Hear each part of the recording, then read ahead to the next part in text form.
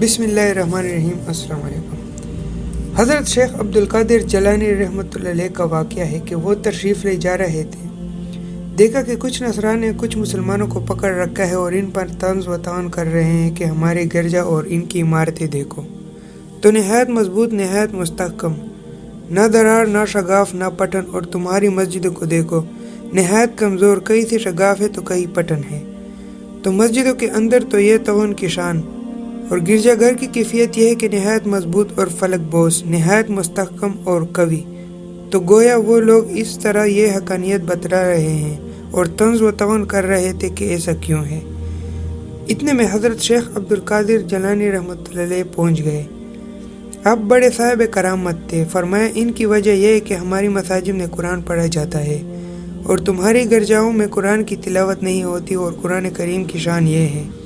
اور ایک آیت پڑھی اور اس آیت کو پڑھ کر گرجے کی جانب اشارہ کیا کہ گرجا آیت کا پڑھنا ہی تھا کہ پوری عمارت مہدم ہو کر نیچے آ گئی، اور فرمایا کہ قرآن کریم کی صحیح حقیقت کا انکشاف ہو جائے تو اس سے زیادہ مضبوط محکم عمارت بھی زمین میں بوس اور زمین دوز ہو جائے، مگر حق یہ ہے کہ ہم اس حقیقت کو اپنے اندر نہیں اتارتے۔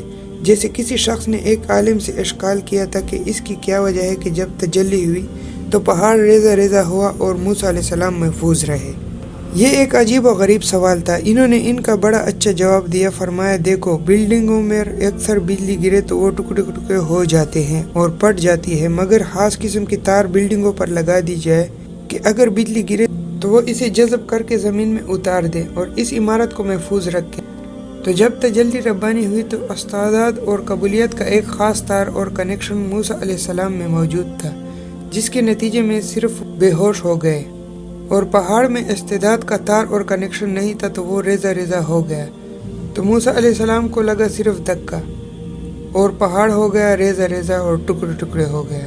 بہرحال کہنے کا منشا یہ ہے کہ قرآن کریم کی اس حقیقت کو حضرت عبدالقادر جیلانی رحمۃ اللہ علیہ نے اس طریق پر واضح فرمایا۔ اور دیکھیے، ایک اور بات بھی ہے کہ اگر ہم عظمت کے ساتھ پڑھیں تو واقعتاً ہماری زندگی بدل جائے۔ ویڈیو کو لائک کریں، شیئر کریں اور کامنٹ سیکشن میں اپنی قیمتی رائے کا اظہار ضرور کریں، اور اگر آپ نے ابھی تک ہمارے چینل سبسکرائب نہیں کیا تو پلیز ہمارے چینل کو سبسکرائب کریں اور بیل کے آئیکن کو پریس کریں تاکہ نئے آنے والی ویڈیو کی نوٹیفیکیشن آپ کو بر وقت ملتی رہے۔